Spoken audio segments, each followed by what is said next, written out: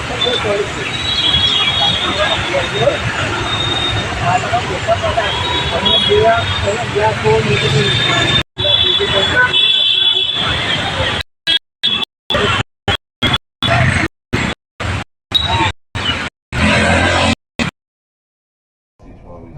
Mayor સાહેબ, શું કહેશો? આજે સામાન્ય સભા હતી, કયા કામ મંજૂર થયા, કેટલા કામ ટોટલ હતા, એમાં કયા કામ મંજૂર થયા?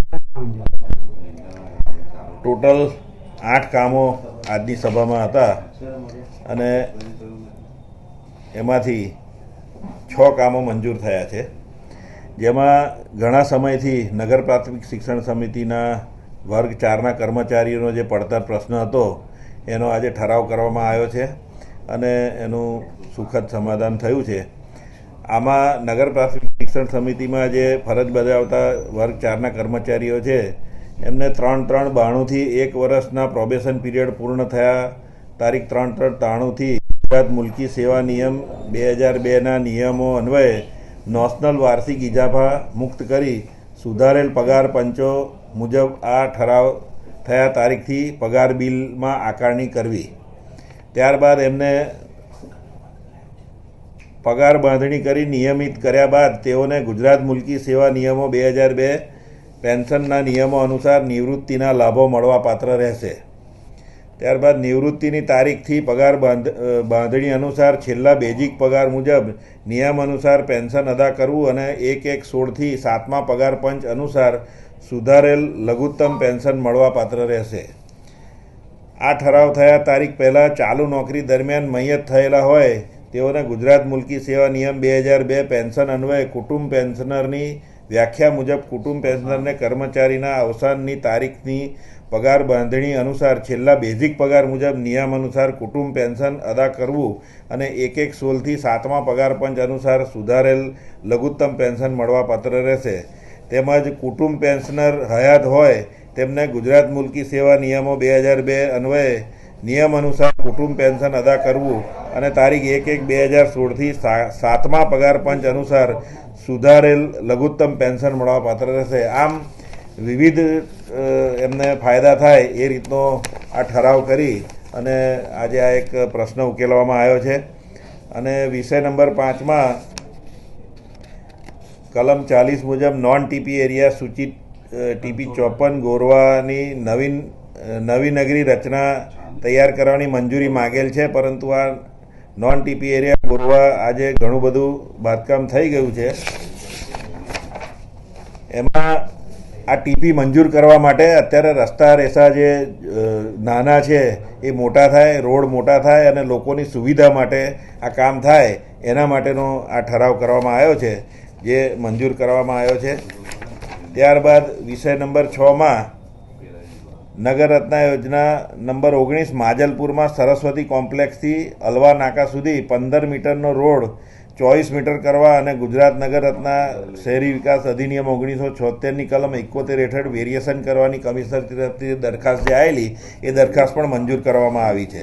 ત્યારબાદ વિષય નંબર 7માં જે સમર્પણ સોસાયટી છે તાંદલજા, એમાં હયાત 9 મીટરના રોડને ટીપી રોડમાં ફેરફાર કરવા તથા 24 મીટર ટીપી રોડથી સમર્પણ સોસાયટીના આંતરિક 9 મીટર રસ્તા સુધી FP14 અને FP93 વચ્ચેનું પાર્કિંગ રિઝર્વેશન રાખવાની વિવિધ જે દરખાસ્ત હતી એને પણ આજની સભામાં મંજૂર કરવામાં આવી છે. અને શહેરના હિતમાં અને નાગરિકોના હિતમાં આજે ખૂબ જ સારી રીતે સભા ચાલી છે અને ખૂબ જ હેલ્ધી ડિસ્કશન થયું છે. આગામી દિવસોમાં શહેરના વિકાસ માટે આ રીતે જ અમે વિકાસના કાર્યો કરતા રહીશું. કયા 2 કામ નામંજૂર થયા છે? 8માંથી 6 કામ મંજૂર થયા? એ ઉપરની નામંજૂર એકેય નથી થયા, પણ ઉપર જે 3 કામ હતા એ અમીબેન રાવતે જે પ્રશ્નો પૂછેલા એ વિષયના હતા, એટલે એ તો વિષયક બાબત છે, એટલે કામ નહોતું એ. આજરોજ વડોદરા મહાનગરપાલિકા ખાતે સામાન્ય સભા હતી અને સામાન્ય સભામાં અમારો જે 33 વર્ષ જૂનો જે પ્રશ્ન હતો અને એ કાયમી કરવાના પ્રશ્નને લઈને એજન્ડામાં કામ હતું અને આજે એજન્ડાના કામમાં સર્વસંમતિથી અમારું કાયમી કરવાનું કામ મંજૂર થયું છે. તો આ કામમાં જે પણ અમારા સહભાગી હોય, જેમણે આ કામમાં અમને મદદ કરી છે, એ સર્વને હું આપના માધ્યમથી આભાર વ્યક્ત કરું છું, ધન્યવાદ કહું છું. અને હું દર વખતે કહેતો હોય છે કે અમે 570 નહીં 572 કર્મચારી, બીજા 2 કર્મચારી કયા તો કે ભાઈ પ્રેસ મીડિયાના કર્મચારી, એક તો આપણે ઇલેક્ટ્રોનિક મીડિયા અને પ્રિન્ટ મીડિયા, કે જ્યારથી મેં કામ હાથમાં લીધું છે ત્યારથી મારી સાથે ખભે ખભે મિલાવીને અમારી જે રજૂઆત છે, મારો જે પ્રશ્ન છે એ મીડિયાએ જે વ્યક્તિ પાસે પહોંચતો કરવાનો હોય એ તમે લોકોએ પહોંચતો કર્યો છે અને સાચે સાચી માહિતી આપી છે. તો હું તમામ મીડિયા કર્મચારીનો પણ હું આભાર માનું છું અને ખૂબ સુખની અમે લાગણી અનુભવીએ છીએ. અને મારે એક પંક્તિ કહેવાનું મન થઈ જાય છે કે આજે મારે ઘરે સોનાનો સૂરજ ઉગ્યો રહે, કારણ કે આજે 35 વર્ષથી ભારત માતા કી વંદે. આજે અમે મિત્રો જ છે. આજે અમારી બોર્ડ કોર કમિટીના ટૂંક સમયમાં જ અમે એક અમારા બધા 500 કર્મચારી સાથે હું આજે એક સુખની જે પળ છે એ ઉજવવા માગીશ અને ટૂંક સમયમાં અમે એક કાર્યક્રમ જાહેર કરીશું અને એ ટાઈમે ફરી આપ અમારી સાથે આવશો અને અમારા જો એક વસ્તુ છે કે નિવૃત્ત કર્મચારીને આવરી લીધા છે કે એમને પેન્શન મળશે, જે કર્મચારી અવસાન થઈ ગયા છે એમને આવરી લીધા છે અને જે કર્મચારી ચાલુ નોકરીમાં છે એને પણ આવરી લીધા છે. ફક્ત અને ફક્ત ખાલી અમે એરિયર જતું કર્યું છે. એ બી કેમ કે કોર્ટમાં આપ જાણો છો કે વર્ષો નીકળી જાય, મર્યા પછી 5 લાખ આવે, પણ અત્યારે હાલમાં જે કર્મચારીઓ ભીખ માગે છે, જે કર્મચારીની એકદમ ખરાબ હાલત છે, અને આ જે લોકોએ બી કામ કર્યું છે બધા જ સંગઠન હોય, કોર્પોરેશનના પદાધિકારીઓ હોય, શિક્ષણ સમિતિના પદાધિકારીઓ હોય અને તમામ અધિકારીઓ હોય, એ બધાએ જ અમારી આ વેદના સમજીને જે અમારું કામ લીધું છે એ સાચે જ અભિનંદનને પાત્ર છે, ધન્યવાદના પાત્ર છે. હું મારા 570 કર્મચારી વતી હું સર્વનો આભાર માનું છું.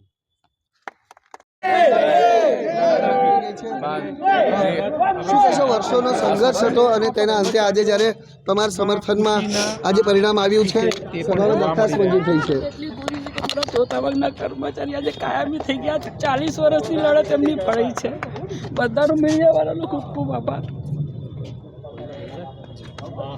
તો ચોક્કસ ચોથા વર્ગના કર્મચારીઓ વર્ષોની સમસ્યાથી પીડિત હતા. તેઓની માંગણી હતી કે તેઓને કાયમી કરવામાં આવે, ધારાધોરણ પ્રમાણે જે માંગણીઓ હતી તેઓને